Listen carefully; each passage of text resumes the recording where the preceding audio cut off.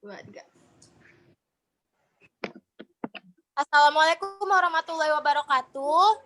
Kami dari kelompok 3 akan menampilkan hasil diskusi kami. Anggotanya yaitu saya Alifa Rahmatul, teman saya ada Faula Rahmatul, kemudian ada Sinta Intania, dan kemudian ada Bian Rauda. Resep pertama akan dijelaskan oleh Faula Rahmatul.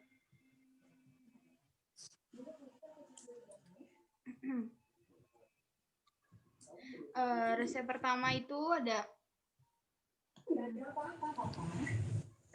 itu ada resep racikan, di mana di sini ada resep yang dari Rumah Sakit Premier Bintaro. Nah, yang pertama ini ada bahasa dari resep itu terdiri dari cobazim, heptasan, dan dulcolaktol. Nah, di sini yang pertama, narasi resep yang di atas ini dengan bahasa Latin dan bahasa Indonesia. Pada bahasa Latinnya itu resipe cobazim 550 mcg, heptasan 2 mg, Miskevac detales dosis numero 30, unus dedie, unas habis sampai sore. Terus resep yang keduanya, resipe dulcolaktol, sirup numero unos bis di 60 ml, bila tidak BAB hari kedua. Bahasa Indonesianya, ambillah cobazim 550 mcg dan heptasan 2 mg, campur dan buatlah sesuai dosis sebanyak 30, 1 kali sehari, 1 bungkus harus dihabiskan dan diminum pada sore hari. Ambillah dulcolaktol sirup nomor 1, diminum 2 kali sehari sebanyak 6 ml, bila tidak BAB hari kedua. Yang kedua itu ada melakukan screening resep atau kajian administrasi dan kesesuaian farmasetika. Di situ udah terdapat adanya nama dokter, SIK, nama dokternya itu Badriul Hegar, Profesor Dr. SP, PhD, terus SIK-nya ada yaitu 4463 garing 0246 garing 0412 garing 02 Dinkes 2016. Alamat dokternya juga ada, itu Jalan Muhammad Husni Tamrin nomor 1 PD Jaya Kecamatan Padang PD Aren, Kota Tangerang Selatan Banten 15224. Nama pasiennya pun ada, itu di nama pasiennya itu Muhammad Taki Malik. Umur dan alamat pasien tidak ada. Tanggal penulisan resep ada, yaitu Tangerang 20 Oktober 2020, tanda tangan atau paraf dokter ada, resep dicetak secara otomatis dan berlaku tanpa ada tangan dokter. Kesimpulannya bisa dilayani. Yang ketiga itu ada bentuk sediaan dan kekuatan lain. Dalam resep itu ada cobazim 550 mcg dalam sediaan kapsul. Nah, nama jenis sediaan lainnya itu ada Abajos 100 mcg dalam sediaan Kaptaps. Ada Biomax 300 mcg tablet selaput, Delapid 500 mcg per mili, dan 1000 mcg per mili cairan injeksi, Forpit 5 ml dalam bentuk suspensi, Pirol 100 mcg, Kaptap salut selaput. Yang kedua ada heptasan 2 mg, tablet salut selaput. Yang obat lainnya itu ada Alpacid 4 mg tablet, Cilat 4 mg Kaptap salut selaput, ada Prohesan 4 mg tablet salut gula, ada Lexatit 4 mg tablet. Yang ketiga ada dulcolaktol sirup. Lain-lainnya itu ada Exhalak 3,335 gram per 5 mili dalam bentuk sirup, ada Grab Halak 0,7 gram sirup, Lakons 3,335 gram per 5 mili sirup, Lantolas 3,43 gram per 5 mili sirup, dan ada Solax 3,335 gram per 5 mili sirup. Nah, dosis dan perhitungannya dalam resep itu ada cobazim 550 mcg, dosis lazimnya itu 1 sampai 6 mg. Terus keterangannya tidak sesuai dengan dosis dalam resep karena kurang dari 1 mg. Yang kedua ada heptasan 2 mg. Dia dosis maksimumnya tidak melebihi 0,5 mg per kilo per hari atau maksimal 32 mg per hari. Ada dulkolaktor 6 mili. Dosis lazimnya itu 5-15 mg 1 kali sehari jika dibutuhkan. Nah, perhitungannya itu Cobazim 550 mcg per 1000 sama dengan 0,55 mg. Kedua ada heptasan 2 mg 2 kali 1 sama dengan 2 mg, masih di bawah 32 mg, termasuk ke dalam golongan aman. Khasiat dan kegunaannya, Cobazim, indikasinya itu obat ini dapat digunakan untuk penderita gangguan makan seperti anoreksia, serta dapat digunakan untuk kondisi kekurangan gizi, malnutrisi, dan kekurangan sel darah merah, anemia pernisiosa. Efek sampingnya tidak ada. Terus yang kedua ada heptasan, indikasinya untuk pengobatan rinitis, vasomotor, pruritus, urtikaria, dermatografisme. Efek sampingnya rasa kantuk, mulut kering, gangguan koordinasi, eksitasi, gelisah, histeri, insomnia, konvulsi, halusinasi, mual, muntah, diare, resistensi urin, konstipasi, sakit kepala, anoreksia, gangguan penglihatan. Kontraindikasinya ada hipertensi, ada hipertensif, bayi baru lahir atau prematur, penderita porfiria. Terus yang ketiga ada dulkolaktor, indikasinya untuk pengobatan konstipasi pada pasien dengan konstipasi kronis untuk portal sistem enkefalopati, termasuk keadaan perkoma hepatik dan koma hepatik. Kontraindikasinya obstruksi intestinal, hipersensitivitas terhadap laktulos, dan pasien galaktosemia. Efek sampingnya ketidakseimbangan elektrolit, perut kembung, kram perut, dan nyeri, dan dehidrasi. Analisis harga untuk Cobazim sendiri itu harganya 14.752 perak. Rupiah. Heptasan 2 mg 28.875 rupiah dan dulkolaktor 66.688 rupiah. Penyiapannya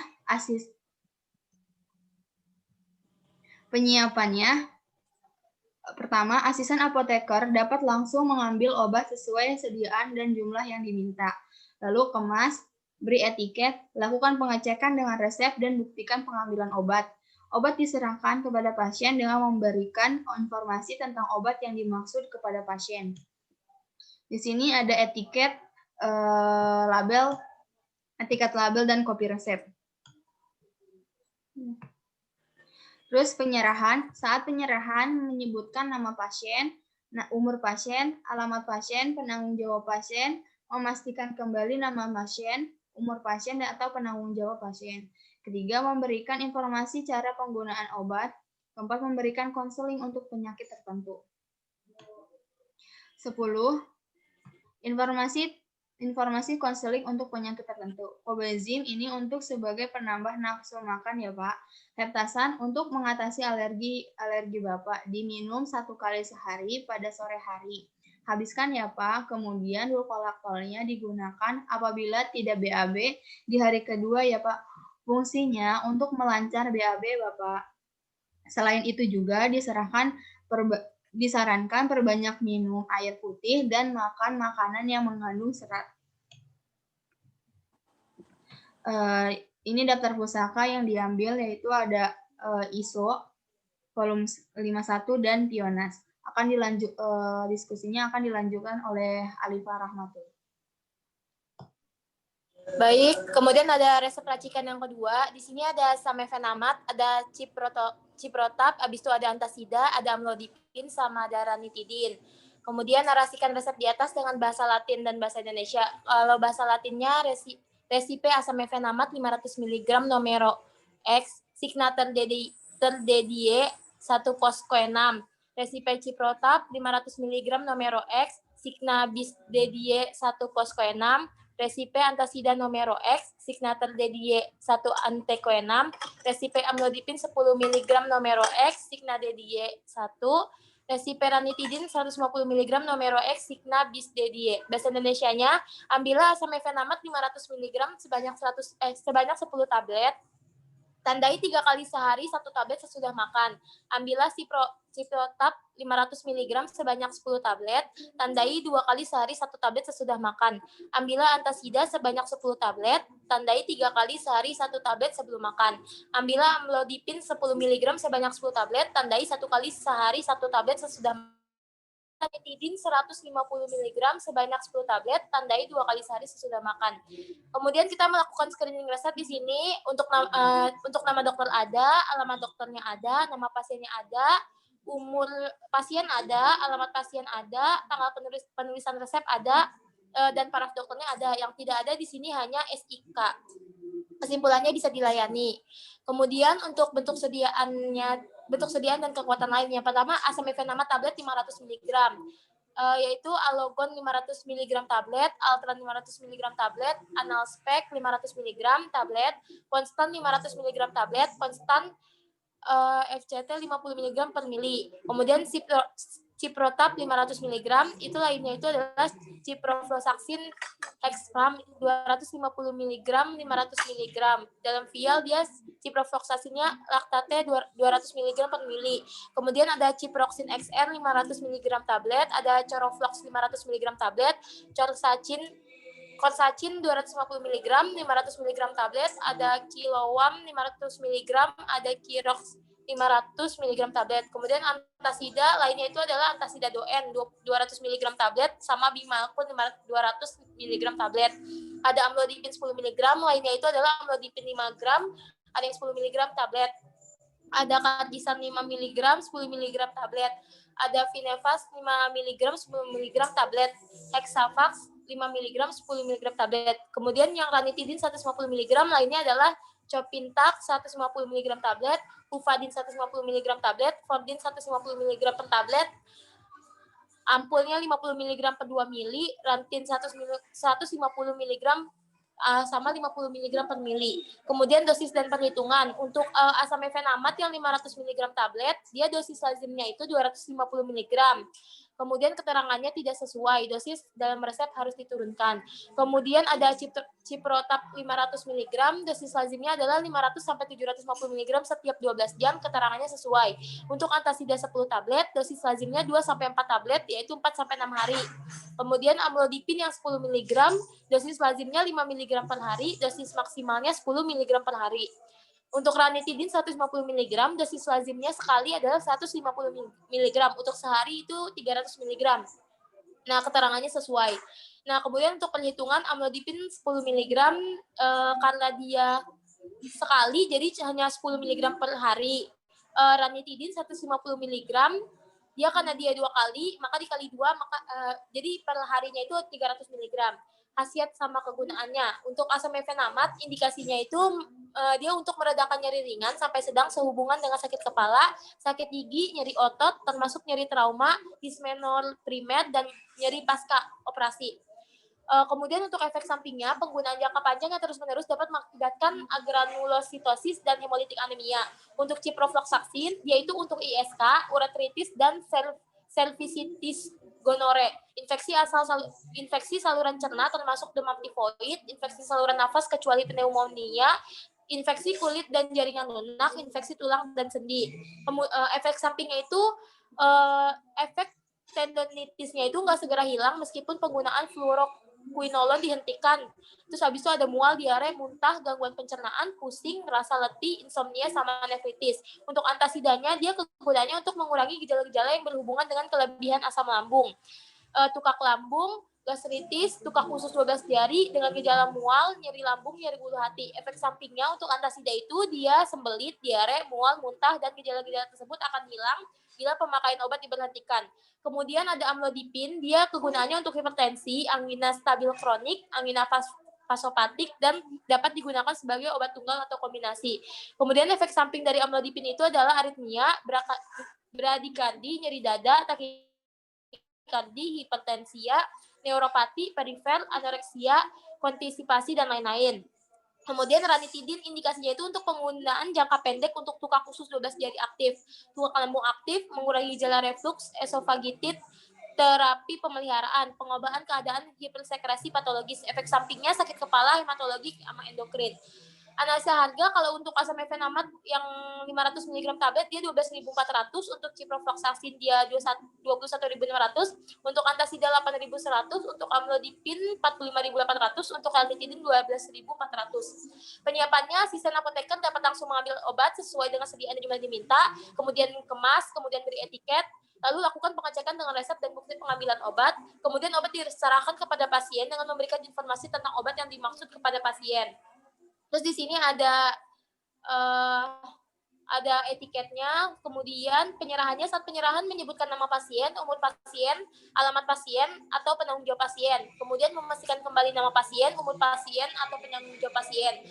Kemudian memberikan informasi cara penggunaan obatnya, dan juga memberikan konseling untuk penyakit tertentu. Kemudian ada informasi-informasi konselingnya. Yang pertama itu, untuk mencegah terjadinya alergi, pasien harus menghindari dari benda atau hewan peliharaan yang memicu alergi seperti bulu kucing, kurangi aktivitas di luar rumah, rajin membersihkan rumah dan debu, serta memakai masker jika keluar rumah. Kemudian yang kedua itu peningkatan asupan cairan dengan banyak meminum air, teh, sari buah. Kemudian asupan cairan dapat mengurangi rasa kering di tenggorokan dan mengencerkan dahak. Daftar pustakanya didapat dari ISOP volume 51 tahun 2019. Selanjutnya resep ketiga akan dibahas oleh Sinta. Baik, untuk selanjutnya itu resep non-racikan. Di sini ada bahasa Latin dan bahasa Indonesia. Untuk bahasa Latin itu resipe acetosal 800 mg nomor 30 signa DDE1.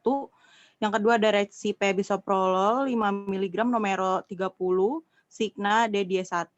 Lalu untuk resipe ramipril 5 mg nomor 30 signa DDE1. Dan resipe spironolacton 25 mg nomor 30 signa setengah siang sore. Untuk bahasa Indonesianya, ambillah acetosal 800 mg sebanyak 30 tablet, tandai 1 kali sehari 1 tablet. Lalu ambillah bisoprolol 5 mg sebanyak 30 tablet, tandai 1 kali sehari 1 tablet. Ambillah ramipril 5 mg sebanyak 30 tablet, tandai 1 kali sehari 1 tablet. Selanjutnya ambillah spironolacton 25 mg sebanyak 30 tablet, tandai tiap pagi setengah tablet. Lanjut. Lalu yang kedua dilakukan screening resep. Di sini untuk nama dokter, resika, alamat dokter, nama pasien, umur pasien, tanggal penulisan resep, tanda tangan paraf dokter sudah ada. Yang tidak ada yaitu alamat pasien. Yang ketiga, bentuk sediaan dan kekuatan lain. Lanjut. Di dalam resep ada acetosal tablet 800 mg. Untuk lainnya itu ada aspirin, bodrexin, Buinflu Plus, Kontreksin, Insana, Minigrip, Influenza Super, Head Chest, Cure Powder, Puir sakit kepala, cap macan, Paramex migrain, Poldanmic, Remasal, Solusal, Naspro, obat sakit kepala cap parang. Untuk bisoprolol 5 mg, yaitu ada beta, beta-1, bipesco, bipro, biskor plus, bisoprolol fumarat, plus hidroklortoazid, bisorin, bisovel, karbisol, konsor, hapsen, lodos, maintet, sama miniten. Untuk ramipril 5 mg yaitu ada aneksia, kardase, dekapril, hiper, prohitens, ramixal, redutens, tenapril, triatex, dan vivase. Untuk spironolacton 25 mg ada aldacton, capriaton, letonal, pospiron, spirola, dan spirolacton. Untuk dosis dan perhitungan, dalam resep ada acetosal 800 mg. Untuk dosis lazimnya sekali 500 mg sampai 1 gram. Untuk seharinya 1,5 gram sampai 3 gram. Untuk dosis maksimalnya sekali 1 gram dan seharinya 8 gram. Untuk keterangannya sesuai.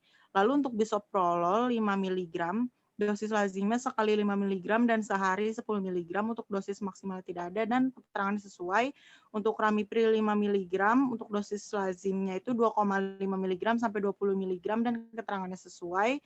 Dan untuk spironolakton 25 mg dosis lazimnya sekali 25 mg sehari 200 mg dan keterangannya sesuai. Lalu ada khasiat dan efek samping untuk obat asetosal. Indikasinya itu profilaksis penyakit cerebrovaskuler atau infark miokard. Lalu ada efek sampingnya yaitu bronkospasme, pendarahan saluran cerna kadang-kadang parah, juga pendarahan lain misalnya subkonjungtiva. Untuk bisoprolol, indikasinya itu ada hipertensi dan angina, gagal jantung kronik. Untuk efek sampingnya bradikardi, gagal jantung, hipotensi, gangguan konduksi bronkospasme, vasokonstriksi perifer, gangguan saluran cerna, dan lain-lain. Untuk ramipril, indikasinya yaitu ada gangguan saluran cerna, impotensi, ginekomastia, menstruasi tidak teratur, letargi, sakit kepala, bingung, ruam kulit, hiperkalemia, dan lain-lain. Dan untuk efek sampingnya, lanjut. Dan untuk efek sampingnya yaitu ada hipotensi, pusing, sakit kepala, letih, astenia, mual, diare, kram otot, batuk kering yang persisten, gangguan kerongkongan, perubahan suara, perubahan pengecap, stomatitis, dan lain-lain. Untuk spironolakton, indikasinya ada edema dan asitasi pada sirosis hati, asites malignan, sindrom nefrotik, gagal jantung kongestif, hiperaldosteronisme primer. Untuk efek sampingnya gangguan saluran cerna, impotensi, ginekomastia, menstruasi tidak teratur, alergi, sakit kepala, bingung, ruam kulit, hiperkalemia, dan lain-lain. Untuk analisa harganya, asetosal 800 mg tablet yaitu Rp21.000, untuk bisoprolol 5 mg tablet yaitu Rp15.000, untuk ramipril 5 mg ada Rp12.500, untuk spironolakton 25 mg ada Rp45.200, dan untuk penyiapannya yaitu asisten apoteker dapat langsung mengambil obat sesuai sediaan dan jumlah yang diminta, kemudian dikemas, diberi etiket, lakukan pengecekan dengan resep dan bukti pengambilan obatnya, lalu obat diserahkan kepada pasien dengan memberikan informasi tentang obat yang dimaksud kepada pasien. Untuk etiketnya sudah terlampir di sini, ada 4 obat dan 4 etiket tentunya. Lanjut. Untuk penyerahannya, saat penyerahan menyebutkan nama pasien, umur pasien, alamat pasien atau penanggung jawab pasien, memastikan kembali nama pasien, umur pasien, atau penanggung jawab pasien, memberikan informasi cara penggunaan obat, lalu memberikan konseling untuk penyakit tertentu. Nah, di sini untuk informasi-informasi ke konseling, yaitu untuk mencegah terjadinya alergi, pasien harus menghindari dari benda atau hewan peliharaan yang memicu alergi seperti bulu kucing, kurangi aktivitas di luar rumah, rajin membersihkan rumah dari debu, memakai masker jika keluar rumah. Dan untuk peningkatan asupan cairan dengan banyak minum air putih, teh, sari buah, asupan cairan dapat mengurangi rasa kering di tenggorokan dan mengencerkan dahak. Di sini daftar pustakanya dari ISO volume 51 tahun 2019. Untuk selanjutnya akan disampaikan oleh rekan saya itu Bin Rauda. Ya, terima kasih atas kesempatannya. Di sini untuk resep non racikan kedua tertera resep di mana ini dinarasikan resep di atas dengan bahasa Latin dan bahasa Indonesia. Bahasa Latin bersifat asam folat 1 mg numero XXX, sigma DD1, desiprokalsium laktat 500 mg numero XXX, sigma DD1. Untuk bahasa Indonesia, artinya ambillah asam folat 1 mg sebanyak 30 tablet, tandai 1 kali sehari 1 tablet. Yang kedua, ambillah kalsium laktat 500 mg sebanyak 30 tablet, tandai 1 kali sehari 1 tablet. Jadi untuk resep ini semuanya diminum dengan aturan 1 kali sehari. Berikutnya,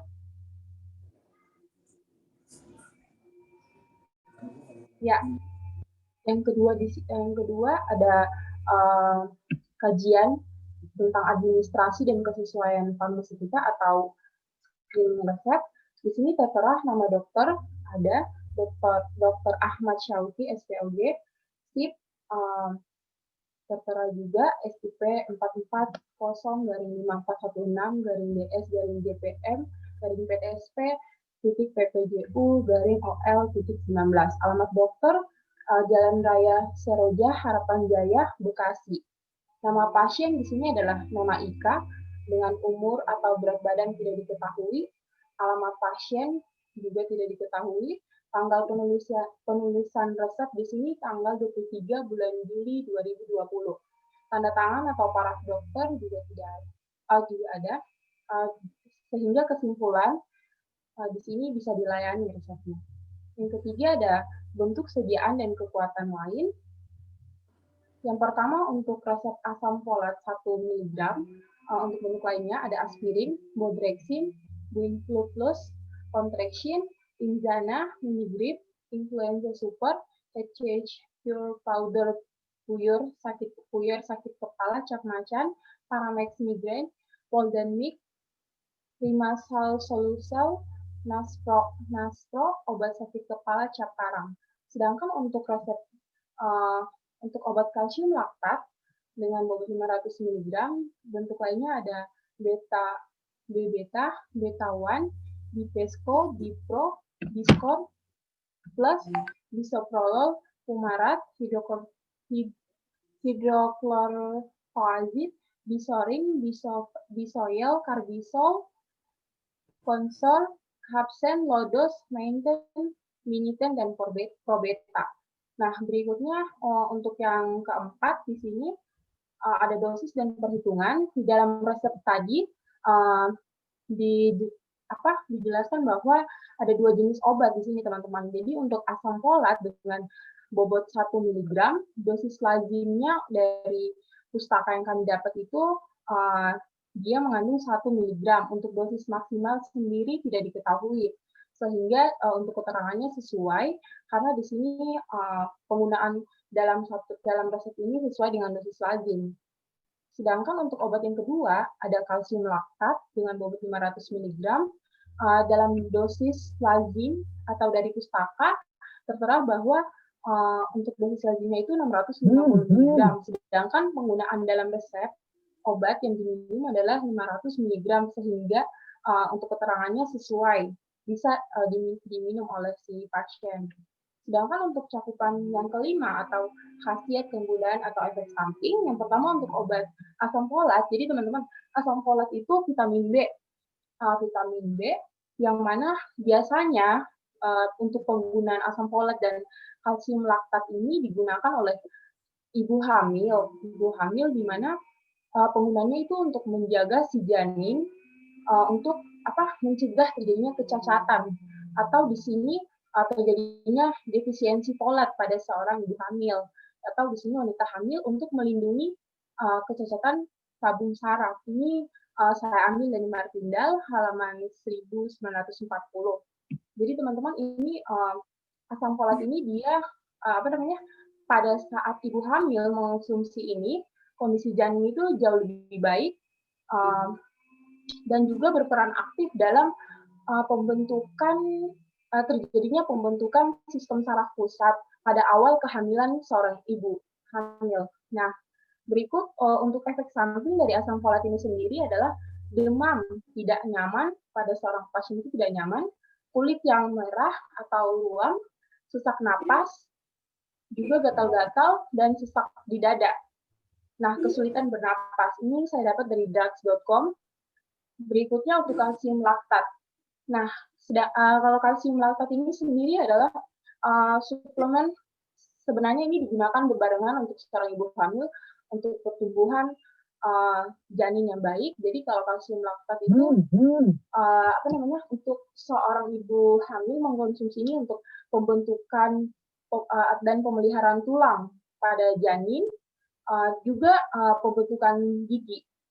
Kalsium juga dapat mengikat mineral lain seperti fosfat dan membantu pembuangan fosfat itu sendiri dari tubuh. Jadi keduanya bagi ibu hamil.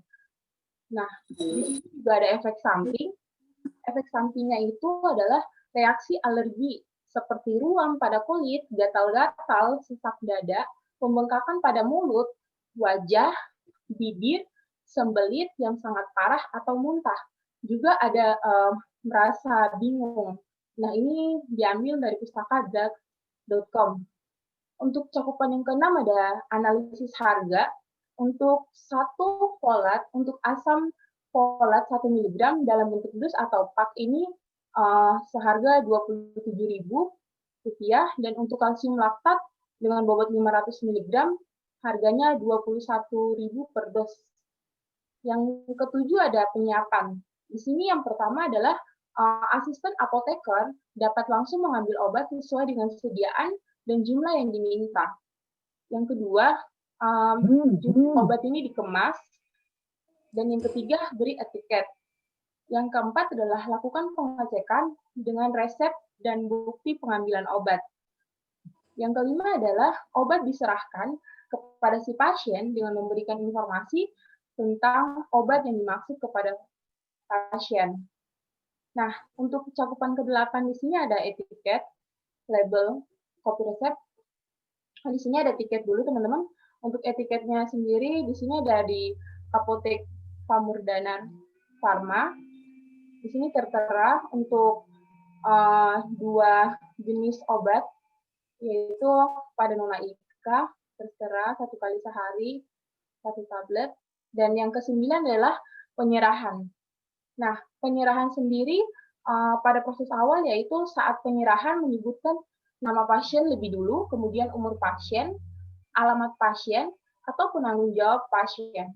Yang kedua yaitu memastikan kembali nama pasien, umur pasien, dan penanggung jawab pasien.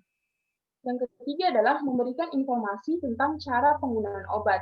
Nah, di sini bisa tentang konseling juga ya, teman-teman. Yang keempat adalah memberikan konseling untuk penyakit tertentu. Ya, untuk cakupan ke-10, di sini ada informasi konseling untuk penyakit tertentu. Yang pertama adalah untuk mencegah terjadinya alergi, pasien harus menghindari dari benda atau hewan peliharaan yang memicu alergi, seperti bulu kucing, kurangi aktivitas di luar rumah, rajin membersihkan rumah dari debu, juga memakai masker jika keluar rumah. Yang kedua adalah peningkatan asupan cairan dengan banyak meminum air, teh, sari buah, asupan cairan yang dapat mengurangi rasa kering di tenggorokan dan mengencangkan dahak.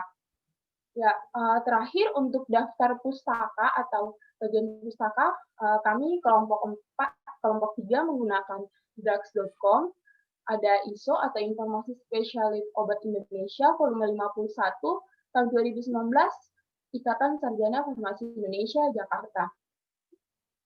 Terima kasih atas waktu dan kesempatannya. Berikut saya kembalikan kepada moderator. Baik, untuk resep keempat, kami minta maaf karena ada yang salah. Untuk PIO-nya sendiri itu karena ini untuk vitamin ibu hamil, jadi mungkin bisa apa ya? PIO-nya apa ya? Nanti diganti paling. Mungkin ada masukan Pak Ul? Mungkin untuk daya tahan tubuh kali ya, itunya.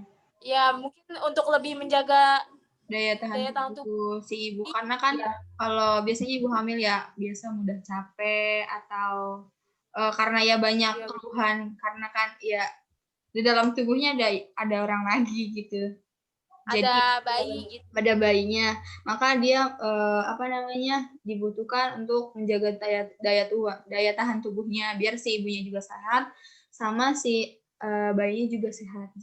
Karena kan nggak semua obat ibu hamil itu tidak sembarangan dibuat meminum obat, harus ada anjuran dari dokter. Iya, betul. Sama mungkin lebih banyak makan makanan yang mengandung kalsium tinggi nggak sih? Iya, bisa. Iya. Bisa. Banyak protein. Iya. Tapi enggak makanan yang mentah gitu ya. Ya udah.